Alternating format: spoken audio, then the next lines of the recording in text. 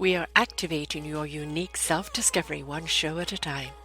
The Orchard of Wisdom Self-Discovery podcast at your fingertips, just waiting to inspire and invite you in discovering just how awesome you really are and how to navigate through life in joy, enrichment, personal abundance, in mind, body, spirit, heart, and soul. All the people we bring you are here to serve you on your journey of life.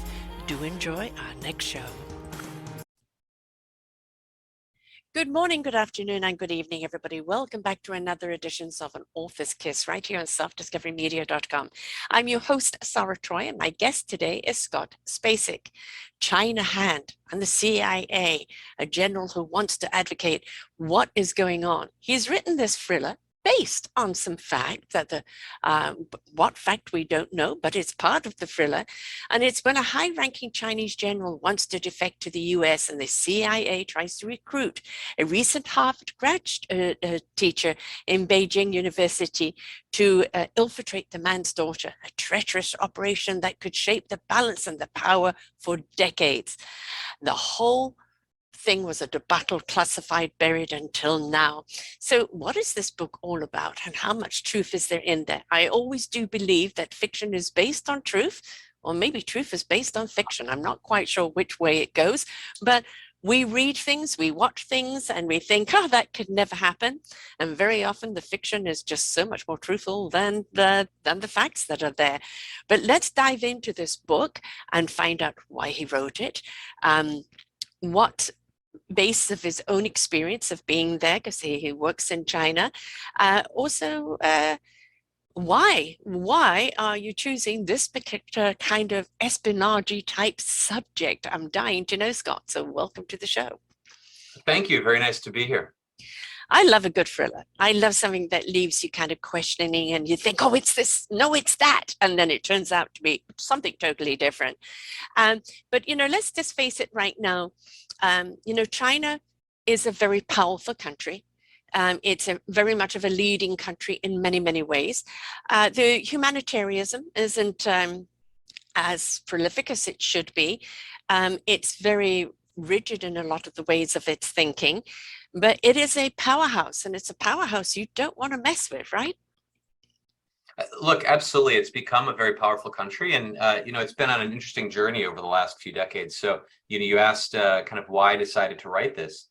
As you alluded to, I've spent the last few decades, primarily working in China and across Asia, and that experience started, like it does for many people, by studying and teaching. I taught English in Beijing, and I'll just say it was a fascinating experience. A beautiful country, dynamic culture, and lots of change. And at the same time, as you were saying, you could definitely kind of sense the nationalism afoot and so on. So the origin to the story, and certainly the pervasive surveillance and everything you read about in the news today, and kind of the origin for the story was that in 2000, a Chinese colonel by the name of Xu Jinping defected to the US. And it just got me started, or got me thinking, if he could get away, it was relatively easy because he often traveled to the US. He could just leave on one of his trips, but did he have a family? How did they get away?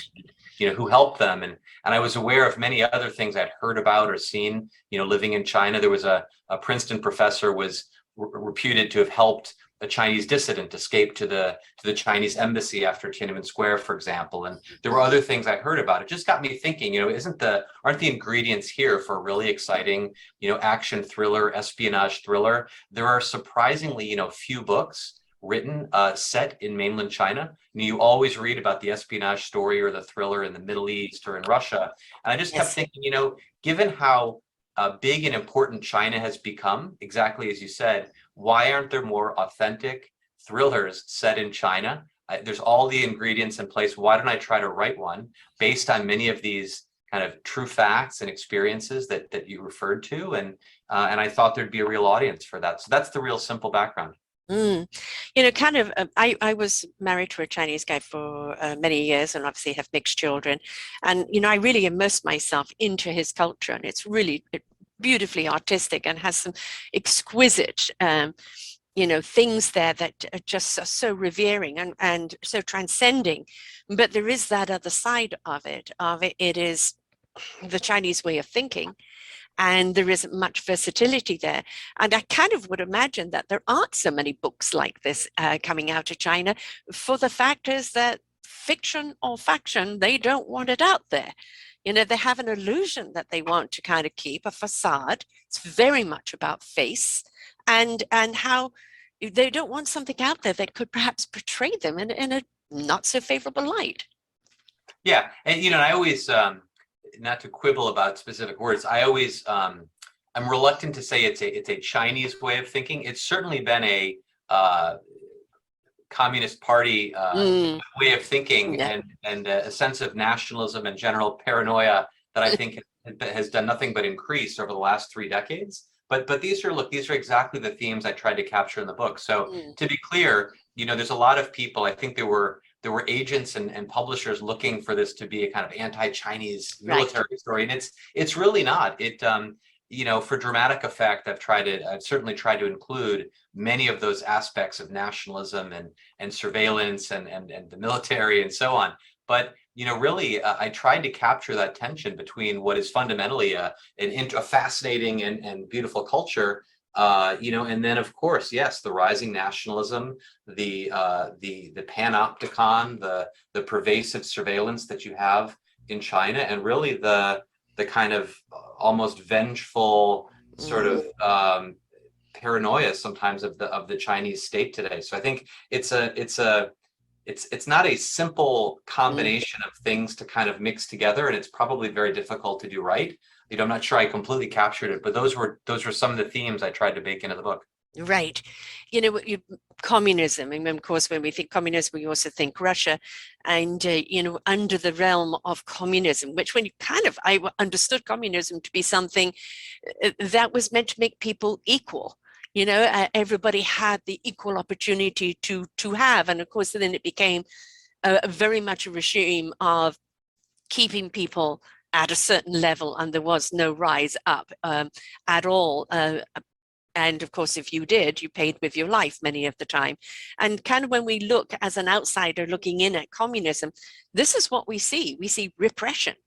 We see dictation. We see that there is no individualism at all. There is no one voice except for the higher ups voices. And so when we do look at movies, or as you said, there aren't very many books out there, but from an outsider looking in, we really do heavy on that repression. And, having lived there and having written this book, is that something that you see a thread of as being very, very prevalent today? Absolutely. I mean, a couple things come to mind. As much as, and this is true, this is a little before my time, but I understand during the Vietnam War, it was a communist movement in name, but I think a lot of experts who studied it recognized as much as anything was a nationalistic movement. And I mention that because with China as well, for all the talk of communism, the other end of the spectrum is fascism or nationalism. If communism is an international, as you said, kind of movement in theory for the workers and equality of the workers, fascism is about the state and the power of the state. And one of the things I always say is, I'm always reluctant to say China is a fascist country for all the implications that has and the linkages to, you'd say Mussolini or Hitler. But when I'm kind of feeling down, I mean, that is the kind of direction you think it's going. And it is, if anything, to me, closer to a fascist kind of totalitarian state in many ways today than a communist one. But part of the reason I wrote the book, I kept the book when I did in the 90s, is because I think this trend towards kind of the surveillance and the nationalism, the fascism, that's done nothing but increase over the last few decades after years of really so-called patriotic education, the nationalistic education, and maybe the rising confidence of the younger generation. But I'll say that as somebody who first went there and studied there in the mid 90s,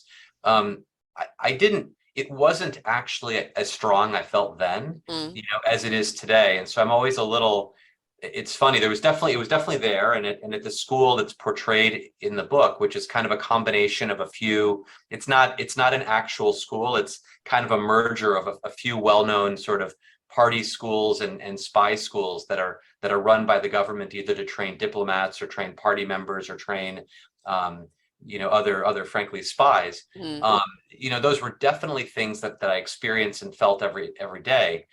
Some people have read the book and say, that was all there, but you've definitely condensed it into kind of his first few weeks on campus. He kind of experiences all of those worst nationalistic tendencies. But honestly, I know people who've taught there more recently, and it's if anything, I don't think I overdid it for a book maybe done today. Peter Hessler, a very well-known journalist who wrote Rivertown, which was actually one of the inspirations for this book years ago. He just wrote an account, I think, in the New Yorker of his own experience going back to teach again decades later. So he had written Rivertown based on his time teaching, I think, in something like 1996 or 94. He just went back for 2 years a few years ago and wrote an account of that, and it's actually sad and shocking how much more, if anything, nationalistic and so on it's become, despite our hopes that China would kind of liberalize and become a more sort of Western country.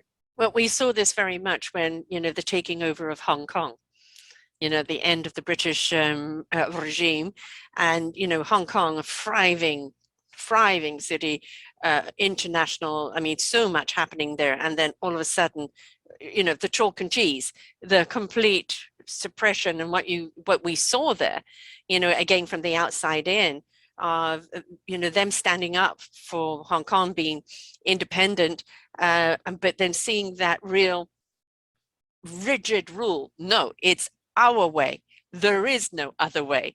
And again, this is something that we see from the outside in, and again, being married to a Chinese person, a lot of conversations on China, and it's that rigidity that is there, the absolutes. And you talk about this general other people, abdicating to another country. What about the families? Because from what our understanding, the families pay the price if they're left behind, and very often pay the price with their lives. Now, is this something that is just sensationalism from the outside, or is this something that really does happen?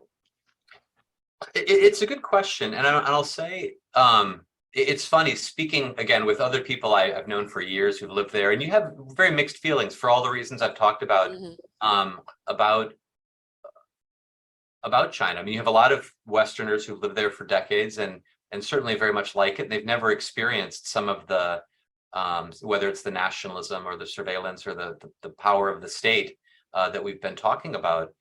Whereas definitely other people are very conscious of it, very aware of it. And I've certainly seen and heard about a number of things. As you said, I think for I'll try to spin the story in both ways. On a very positive note, it's definitely true that China's made many improvements economically and for the quality of life of Chinese people over the last few decades. So in coming out of the Cultural Revolution in the 70s, I mean, China was, as you know well, a very poor country. And even when I studied and taught there in the 90s, I think the per capita income was under $1,000.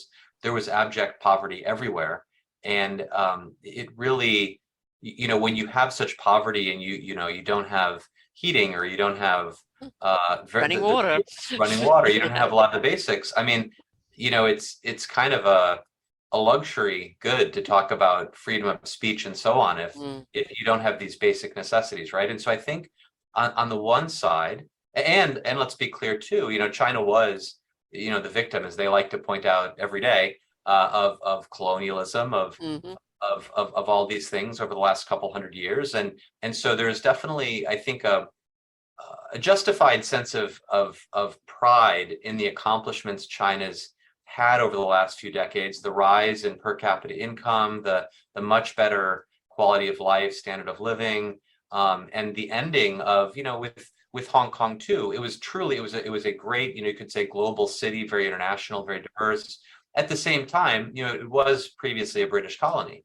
And so you can see the kind of mixed feelings. You say, hey, great city, but, a colonial city in Shanghai, had been as well. So on the one hand, I'm very sensitive to and aware of some of these points that the Chinese will raise. On the other hand, as you said, I've definitely, witnessed and heard about, call it kind of the paranoia and the power of the Chinese state when people speak up or do the wrong thing. And exactly as you said, there's not necessarily the same Western view that we're all individuals, and if let's make it up, if the father in the family does something wrong, the punishment may also be meted out to the grandparents, to the parents, to the children, to the spouses, in a way that we find quite shocking and is certainly not consistent with our values. So it's I think that as I mentioned earlier, the humanitarianism of China is still very much under the microscope, and let's face it, technically, they are so much more advanced, and they really do pour money into education, and they really do back the educators and the opportunities that are there, and it's so easy for China to be the kind of the leader in the world in so many aspects. But do you think it is the nationalism under the communism that the suppression of humanitarianism? Yeah, okay, people are making more money, they've got running water, they have better jobs, they can have a better lifestyle. That's all very well, but again, that free speech, why does somebody want to advocate? Why do they want to leave the country? It's because they feel repressed. They don't feel safe there, or they just simply don't have a voice. Why do you feel that there is this need to suppress people's voices? What are they truly afraid of? Because from the conversations that I've had with various Chinese people, they don't want to become like Western society. Yeah, I think it's interesting. I think that whether they say this because they truly believe that their approach is necessary for continued economic development, or whether it's just a means of keeping the party in power, I don't know. But what certainly is said, and what certainly is taught to people, is that if China had kind of liberal Western style democracy, right, there would be pure chaos. Yes. The word that is used all the time is chaos. The country would fall apart. You've had, certainly too much opulence of warring factions in China and division, and only with kind of a paternalistic top-down communist party rule can China be stable. They talk a lot about stability. Can China be stable and continue to develop and continue to achieve the things that they have since the Communist Party came into place? And so that kind of mindset has really, I think, been drilled into people. Well, certainly throughout, you could say, the party's history, but especially since the successes of the last few decades of growing, and as I said earlier, like, people, on the one hand, they may say, hey, it'd be great if we had access to the international internet, it'd be, which is blocked. It'd be great if we had free speech, if we weren't arrested for saying the wrong thing. It'd be great if we could gather in groups of bigger than 10 or whatever the limit is now. On the other hand, they've kind of been told from a young age that if they do that, the country will fall apart. And even if it's the kind of power of propaganda and patriotic education. Even if you're an intelligent person, you can kind of think for yourself, and you do question that. If it's something you've always been told, it's probably hard. It's probably hard to think it's completely wrong. And Yes. to be frank, I don't think the example that necessarily that so American that the U.S. sets is always a great one either. I mean, I think I agree with you. Yes. It's from one extreme to the other, isn't it? And like, where is the balance? They look obviously at the news reports of whether it's the kind of sometimes violent protests in the U.S. or kind of they call it I don't want to call it excessive freedom of speech, but like the yes. things that are said in the the rhetoric, the amount of shootings, gun yes. violence, the shootings yes. in school, and they say, wait a second, you're lecturing us about racism, about free speech, and about violence when yes. you have tens of thousands of people shot. You've got your own problems with racism. The way people talk to each other is certainly not civil. No, They say you want to talk about civility and human rights. Well, look in the mirror. Yeah, exactly. So. And from that aspect, I completely and utterly agree with them, is that there has to be a moral standing, right? And they're wanting to protect their country and that moral standing. Again, a very, very proud nation. very much about saving face, very much about how you present yourself and not losing grace. And, when you do look at America, which is in trouble right now, let's face it, it's in enormous amount of trouble right now, economically, morally, the protection of guns over lives, all of this at the present moment from the rest of the world is coming into question. What the hell are you doing? You can't call yourself the greatest country in the world anymore when you allow these other things to happen. So I don't blame other countries going, hey, we're not going that way. But it's at the same time, you got to lighten up on the reins a little bit. Otherwise, you do have people who look at, when they do get access to looking at America, thinking, oh, the land of the free. I could have free speech over there. I can do this over there. I can do that over there. And, looking at it from another aspect, I know it used to be really bad, but I don't know any more about the gay society, LGBTQ society in China. Is that still very much repressed, or is that lightened up a little bit and become more embraced? I am not the best person to ask. On the one hand, I would say that my impression was, certainly, I forget when they made it not illegal.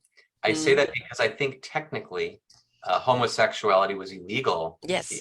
As recently as I think the late 90s. I believe it was in the early 2000s. I think they made it no longer illegal. Don't quote me on that. I could be slightly off. And I definitely saw, I mean, there were LGBTQ events, when I lived in different parts of China, and it was relatively, tolerated. I wouldn't say that it was nearly accepted, but it's tolerated. Yeah. Well, like you could say they were behind. You could say maybe the West in terms of how accepted it was, but it was probably moving in the right direction. A few decades ago. I would say that if anything, though, you see the crackdown. I mean, is one example on Chinese television. I think they've made some statements about banning, and their language, not mine, sissy boys from TV shows and acting, and they've tried to remove, any portrayals of non-stereotypically masculine people. There's a lot of talk of the kind of emasculation, or the West trying to, sissify sometimes the language they use, Chinese society. So like many things, I think in the last decade, it's gone in the wrong direction. But that's just my sense. Like many other things, I think there's been a push towards, perceived strengthening or masculinization of the Chinese state and what they want to accomplish. So when we look at the 90s, I think some of the best espionage type movies and books and things were out there. They kept you in suspense. We didn't have the cell phones. We didn't have the internet, it was, did that person get that message to pick you up at the right time, and you were always on the edge of your seat, because it literally was by the skin of their teeth, whether they got out or who paid the price or who snitched on who. And, now today, anybody can film anything, anywhere, anytime, and post it. And in a lot of the ways, it kind of loses the suspense, of the drama or of those type of books or shows where you really are immersed into it, because it's just, there's too much exposure on the other side of it. Did you choose to write this in the 90s because that's when you were there and you kind of felt that was the better currency to tell this story, as opposed to writing it now where everything is on camera? And how do you have the intrigue as much as you do today? Yeah. Look, that's absolutely right. And to be clear, I was in China until very recently. So I could have written something more recent based on personal experience. But exactly as you said, there's a few reasons that I set the book when I did in the 90s. I mean, one was, exactly as you said, I actually don't know how to make a human-centered exfiltration story today, because of the pervasive surveillance, the monitoring across all spectrums of all phone and email and signals intelligence. Like, I just didn't know You're going you to know, have to be a complete tech nerd to know all the ins and outs of that, because it will be picked up like that if you did something wrong, right? I mean, there's a reason that by many accounts, much of the CIA network was kind of rolled up and destroyed about 10 years ago, because with everything under surveillance, how do you do it? And so I think just, you Yeah. know, as you referred to some of the earlier, you know, espionage and other books, and I always liked movies like, you know, Ronin from the 90s, or certainly the Le Carre, and whether it's like a dead drop here, or Yes. you know, you see the one-time pads and number stations that appear in Chinahan. You know, there's a certain more visceral, relatable spycraft that Yes. I thought I could bake into the story that is easier to portray than if everything is kind of high tech and gadgetry. Right. So that was certainly one reason. I think the other is that, exactly as we said earlier, like if you, I was trying, and you know, I leave it to the reader to evaluate how I did. I was still trying to a little bit show a society torn between, you know, do we become, you know, there are definitely democratic or liberal voices such as the general himself. There are others who feel differently. You know, I actually don't know today. If anything, in the elite society, at the younger generation, I find them much more nationalistic today Really? than 25 years ago. And so I actually felt, or I was trying to capture that tension between the, you know, the different ways of thinking, and the whole book is centered around a general in a power struggle between these two factions, kind of he and some others wanting to liberalize and some others wanting to take things in a more nationalistic or reactionary direction, and that was a tension. Well, you know, today I'm not so sure there is so much. Well, maybe more recently in just the last year or so with COVID, but you know, when I went back 3 years with many, you know, Chinese I knew, I mean, they were on average pretty confident that China is moving in the right direction. China will crush the West, and you know, so I felt that, and then frankly, the last thing is, you know, as somebody who still often travels to China and works, like I would rather not tell a story in the present day Right. that appears to be commenting directly on the current Chinese government, because that's not really my goal. I was trying to capture kind of a number of themes and tensions in society, and I'm not commenting on Xi Jinping and the current leadership, you know, specifically. Right. Well, there was definitely something, you know, about that era as well, because it was, you know, it really, that kind of story, whether you're reading it, watching it, it's having your stomach up in your chest, you know, and it reminds me of my mother, who's an actress, a stage actress, and as a child, I'd always be the other parts when she was learning a role, and I'd be in the audience, and you know, and I'd be the one shouting, "Behind you! Look behind you!" You know, which, you know, when you're reading something and it's like, why can't they see it? They're coming up behind you, or don't do this and don't do that, and you want something that kind of makes you feel you're a part of it, right? You know that you can't change the script, but it just draws you in such a way. And you with so much technology out there today, there's so much that is revealed for you, that where is the imagination and where is the connection? Exactly, and that's another, you know, another question people ask is, why is it written in the first person as opposed to the third? So if you look at most, I'll say most thrillers, they're third person, and the nice thing about that is when you want to create this dramatic tension, it's nice to be, you know, you could tell a bit of the story from the direction of the protagonist or the hero, another chapter from the adversary, maybe another chapter from another direction, and these three people or groups circle around each other until there's this dramatic clash. And it keeps the reader kind of engrossed. But at the same time, I intentionally wrote it in the first person because I think, exactly, you use the word, I think, self-discovery or discovery.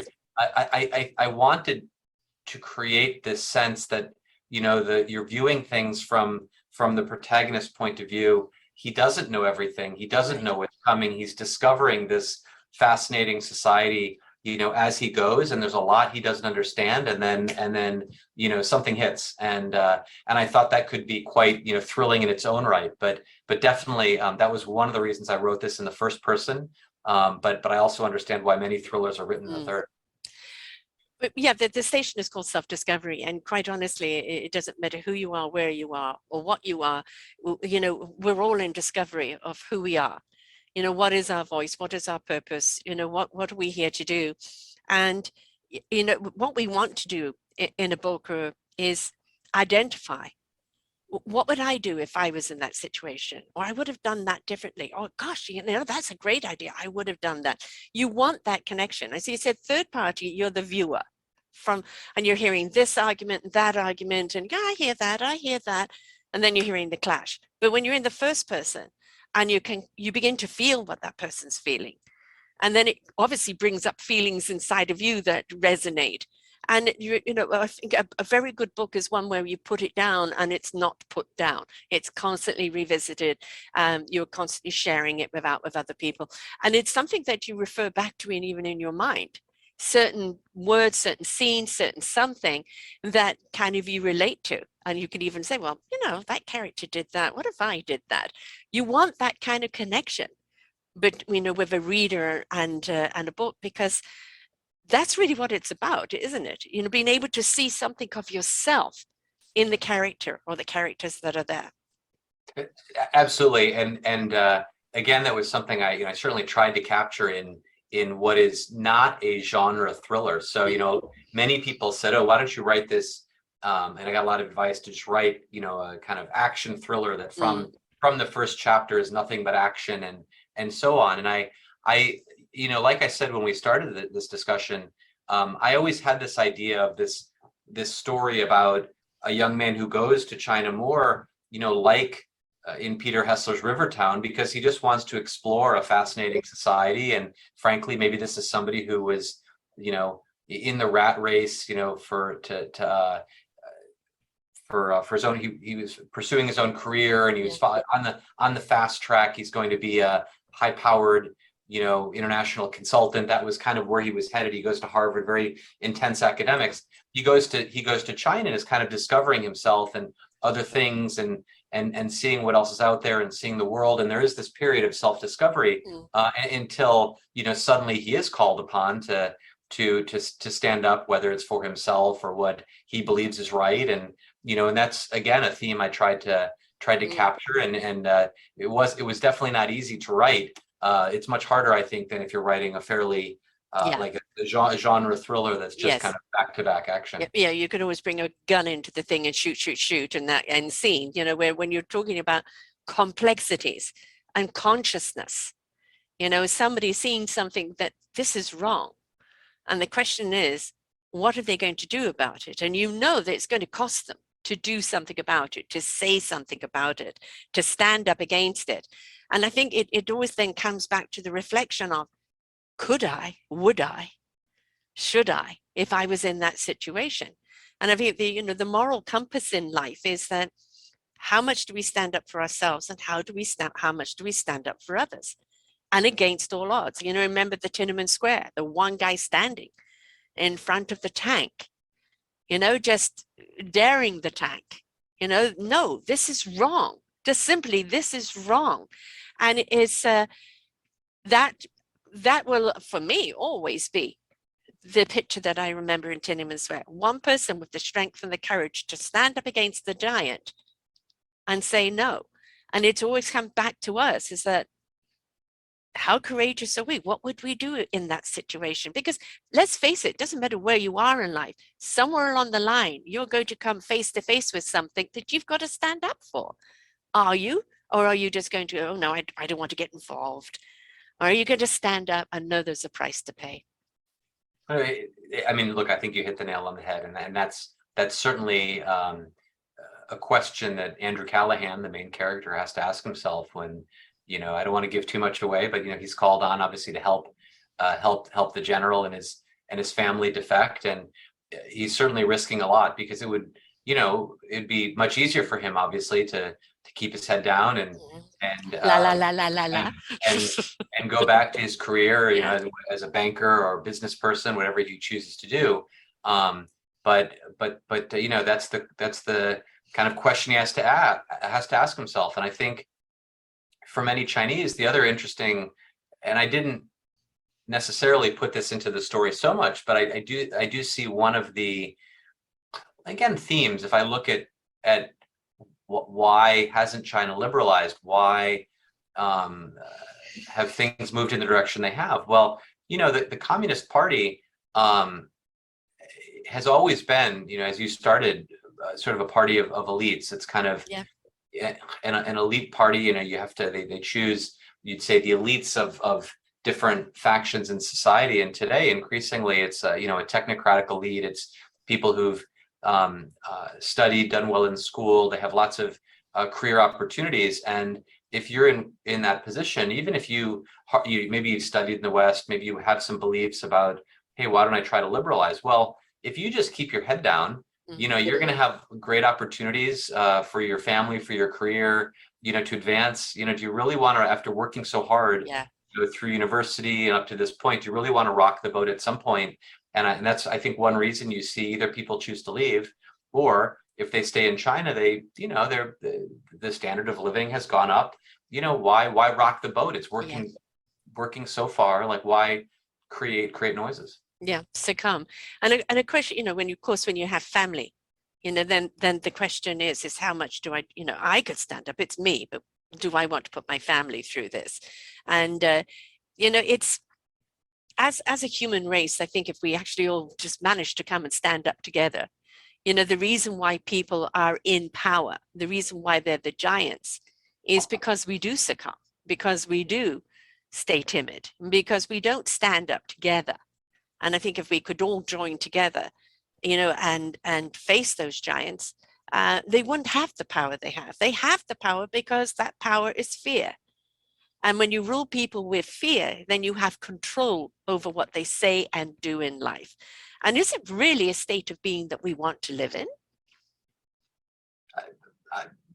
Exactly right. So all these human emotions and tensions are what makes politics. I mean, politics is about power and wrong power and so on. And you see it in every society. So it's not a purely Chinese thing. No. You see it everywhere, but certainly it's more than any place I know of today, other than, you could argue, North Korea. I think in China you've seen a state, maybe a society, that's moved towards the consolidation of power and the repression of freedom of thought. And whether it's because they're purely illiberal, or whether it's because they genuinely believe that you need those conditions in order to have economic development, I don't know. But it's a bit sad, because many people I know who really do love living in China, have lived there for decades, are now leaving. And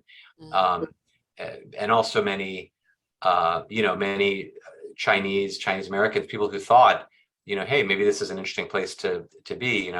You do see, certainly with COVID, them questioning those views. Yes. Well, I mean, that's the one thing that technology has done, is doesn't matter how much you want to suppress the truth, there's always a camera somewhere. It's always going to come out. And of course, then we go to the other extreme of how much is it being doctored and how much is fake news. And then, of course, we go to the other extreme. And of course, especially with COVID, the Chinese created COVID just to get back at America. That's what you hear. And here in Canada, we have an enormous amount of Asian people, and the brutality that they've been through just for being Chinese, it has been quite something. And it's you may disagree with the politics of the country, and certainly there's some politics that needs to be, addressed. I mean, we're looking at Putin with what he's doing right now. I mean, he doesn't look after his own. He's certainly not, he has no conscience. What can you do with someone with no conscience? But when do we again stand up collectively to the giant? When do we say enough is enough? And for someone that you base this on a fact of somebody, saying enough, I can't stay here. I'm in danger. I need to go somewhere for freedom. One of the things we forget, that the detriment of that escape in the first place, of getting to safety, but everything they've known, all of their entire identity, is suddenly lost, and they're going to a new country where they are not that same person. They're having to kind of reinvent themselves or rediscover themselves. And again, the judgment from the outside, just because they've come from that country, It can be the persecution. You're seeing it again with Russians right now. They're not in the country. They've got nothing to do with his choice, and yet the persecution is there. Do you think that maybe that may stop certain people from leaving because they do believe that they're going to get persecuted on the other side for advocating for leaving? Well, it's certainly something that I think China. It's a narrative. It's a theme that I think China encourages, and China kind of playing along with that notion of historical injustice to China as a country. China, I think, plays up this notion of anti-Chinese racism, and says you can't, if you leave China, you're going to be a victim of all these people who hate China, and this notion of the world is somehow anti-Chinese.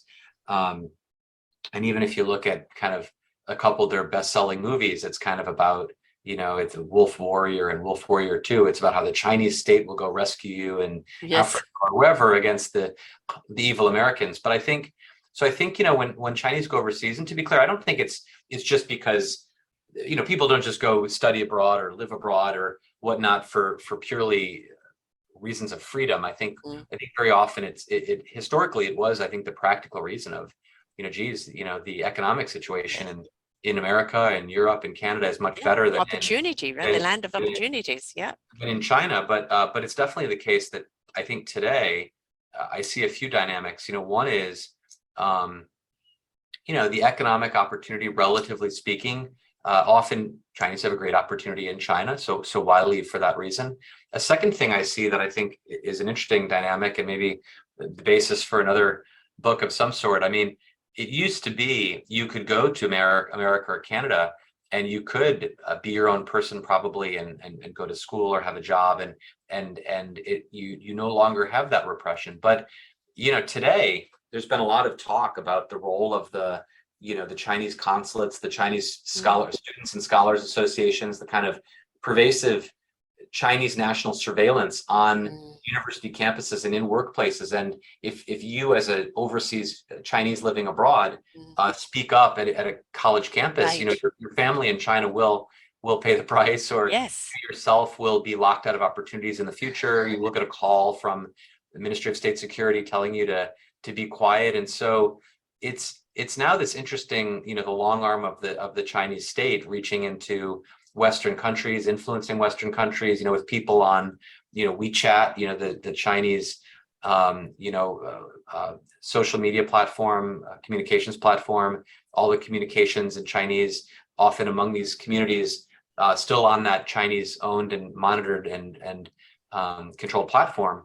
It's not as simple as, okay, when I leave China, I can go have a different life. It now is not only, maybe there's some COVID-inspired hostility among some people, but there's also this long arm of the Chinese state and the monitoring, and it's, I think, also interesting ingredients for another story. I think very interesting ingredients for another story, and because technology is absolutely brilliant.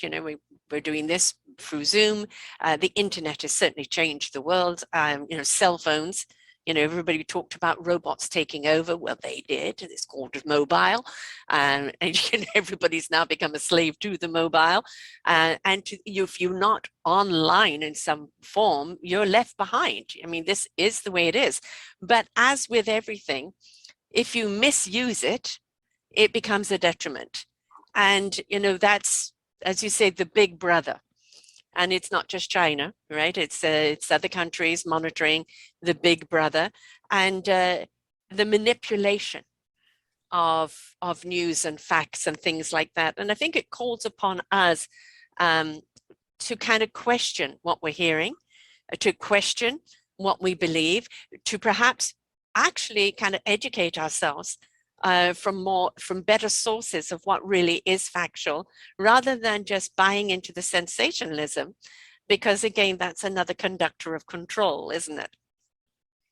Yeah, it's funny with technology. I was just trying to think back to the Tom Cruise movie. I mean, when Minority Report came out, I think, in 2002, people thought that's kind of crazy, but I think in many ways, with the Chinese trying to use AI to predict, future crime is Yeah. Minority Report talked about. I mean, it's quite scary. Or obviously, people think back to Terminator in the 80s and 90s, and again, the role of AI and robots and how those can be used either for good or for repression. I mean, these have been themes in science fiction for years, and maybe China has pushed that to the present, and it's all very frightening. Yeah, I mean, I don't think we're going to be having so much the metal robots as we're going to become robotic ourselves. And, the old chip in the body, I think it's something that is probably going to be not in my kids' generation, but perhaps the next generation, something that will probably be put in at birth, right? So it's scary to think that, but I think we're fighting as a society for our individualism, but not to just be alone, but to be able to have a voice amongst the unison. We all want to belong, we all need to belong. That village is only as strong as each other's participation, but we all want to have a voice in that village. And you would think in 2022, with everything that we have at our hands, that individualism would, be reigning right now. But in so many ways, they're using the technology against us, again, to the suppression. So whereas your guy had to escape the 90s with none of this, and the tension and all of the, is he going to make it, and whose life is being put in jeopardy to do it, it's a different form of tension now, because it doesn't matter which corner you go around, there's a camera on you. Who's behind that camera? Do we have freedom? There are some deep philosophical questions about, I think, the kind of convergence of humans and technology. And I think other people have probably put more thought into it than I have, but it's definitely something you saw in the role of technology in the Chinese state, and certainly something in Silicon Valley that you said maybe it's not in your children's generation, but maybe their children. Well, I don't know, but it's coming often faster than we anticipate. So it's interesting decades ahead. Scary, very, very scary. I hope that you kind of write a book about the Big Brother aspect now, because and we kind of do need that kind of incorporating, China and other countries, and because everything right now, especially in North America, seems to be an American point of view, and there doesn't seem to be another point of view. We're so busy, tied up in our, in the internal conflict of rights as an American, that we're not actually paying attention to what the rest of the world is doing. And, we're going to become victims of that if we don't pay attention to it. So I think the form of kind of espionage, or people trying to run from freedom, and CIA, which, three dirty words, right there, and their practices, I think it's going to get uglier, and I think we need to pay attention. And I think if we have a book on that, of how to pay attention, of who really is watching, and how we can actually empower ourselves to have that voice, we're going to lose that voice as a humanity. Well, that's, as you said, I think for many decades, people talked about the end of history, and has democracy and kind of a Western approach to things, has that won out? And will every country converge on some American-centric or European-centric model? And it is interesting, because I think, as I mentioned before, I don't think China positions itself by any means as, we are a choice of authoritarianism. They would position themselves as, we are a choice of economic development led by the state. And if you want to develop and have human rights, such as you don't have, you're not murdered by people with guns in the US, or you don't have this chaos. And I just mentioned this because it really is a tension of what direction will society go in. And I think while maybe that question seems to have been answered in much of the West, and there's kind of an acceptance that democracy, and you can never have too much democracy, in much of the world, it's interesting. I think if you're in Africa, if you're in India, if you're in a less developed country, you sort of look at China, you say, wait a second, like if if we could spend 3 or 4 decades without so much freedom of speech, but Right. we would grow our per capita income at 10% a year, would you take that trade-off? Right.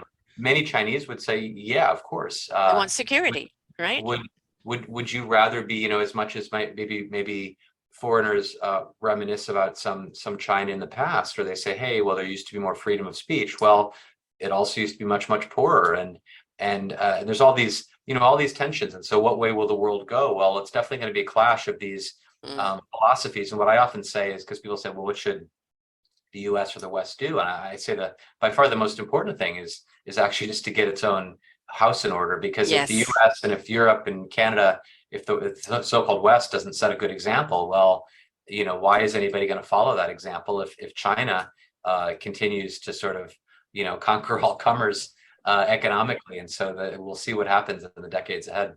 It's, the typical thing of the infighting of the siblings, and then there's, the cousin from another country has suddenly become all powerful. How did that happen? You were too busy fighting over what? Over, yeah,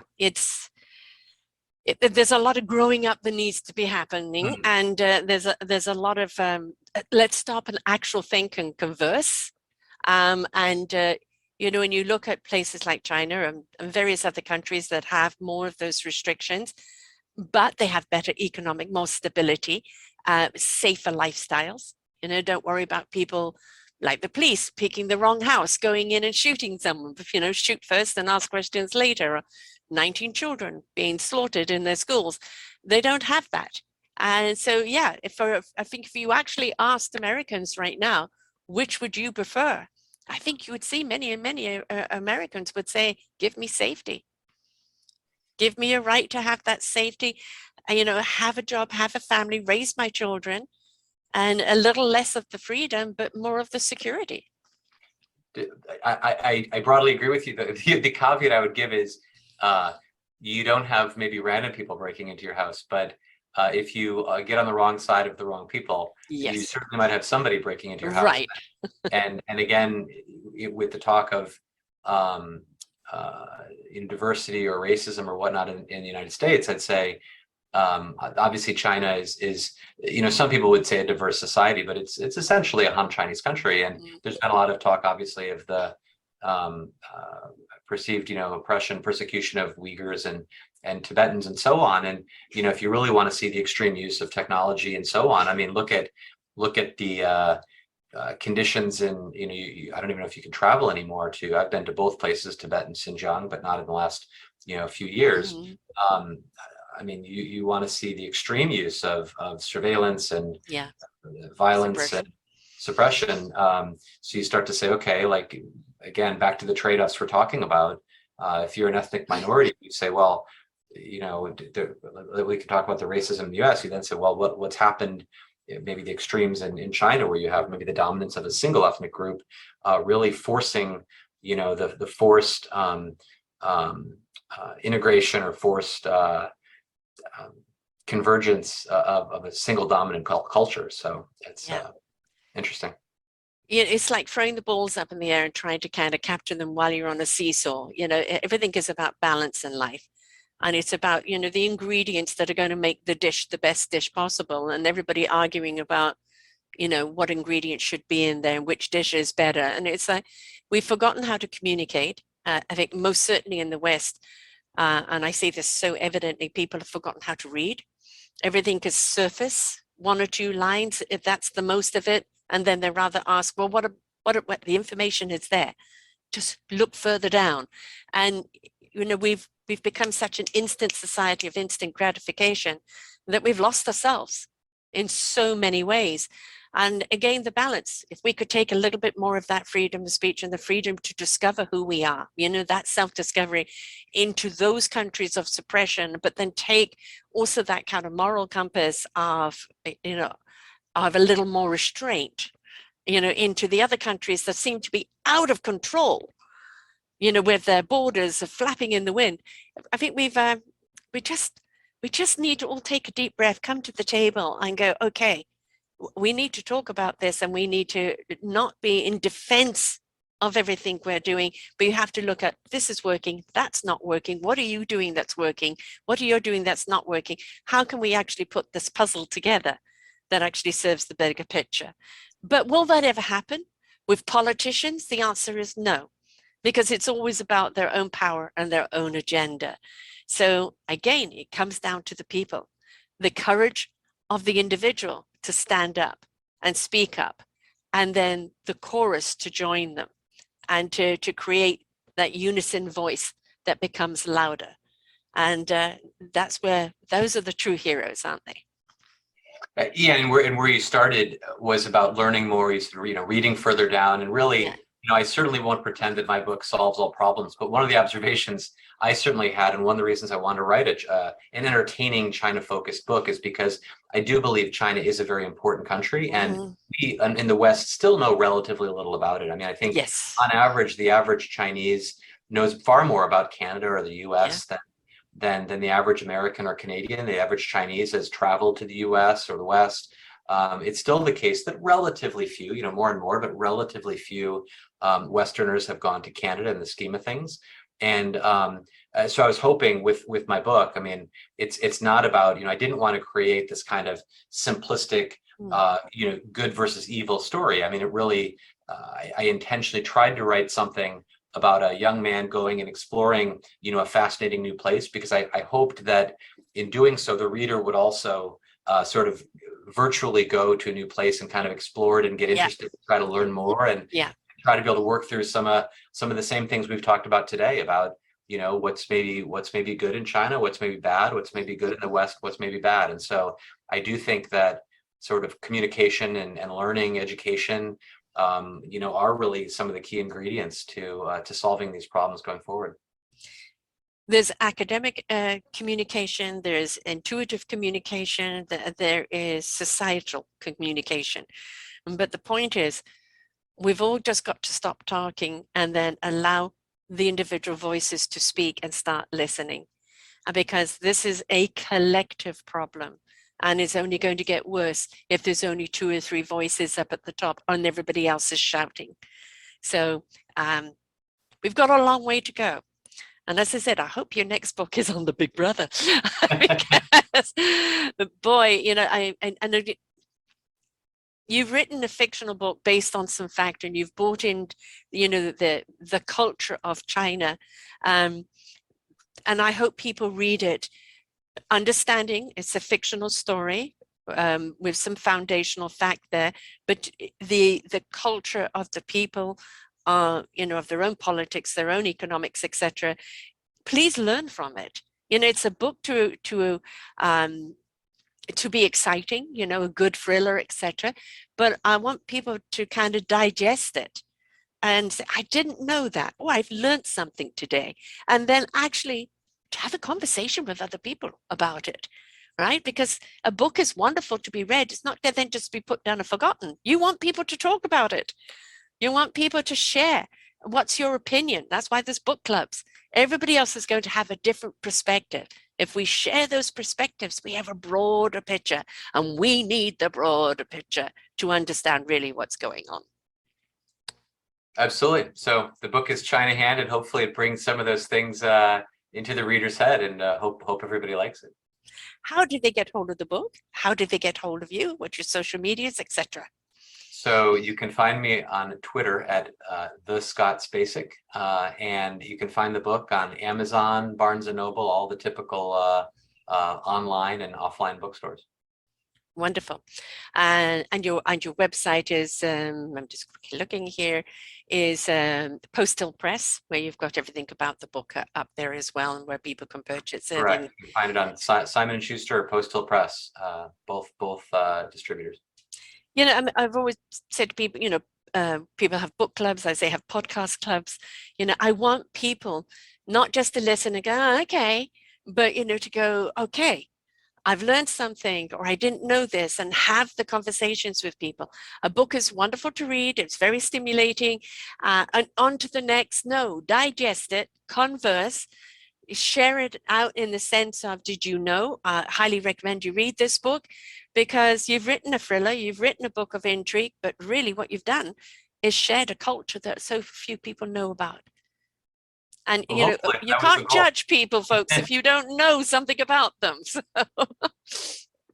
yeah, so China hand, and read it, learn it, speak about it, and then just be a little bit more investigative in your life and everything else that's going on, right?